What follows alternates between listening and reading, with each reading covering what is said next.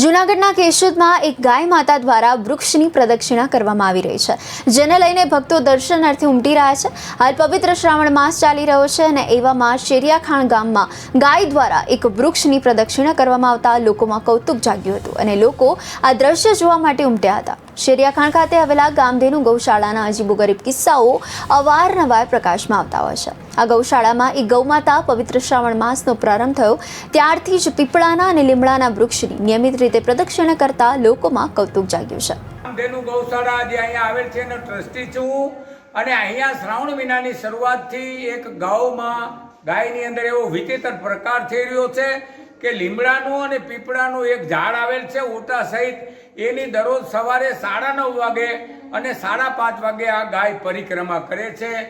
અમે પણ દર્શન કર્યા છે, ગામનાઓએ દર્શન કર્યા, આજુબાજુના ઘણા માણસોને ખબર પડતા બધા આવીને દરરોજ દર્શન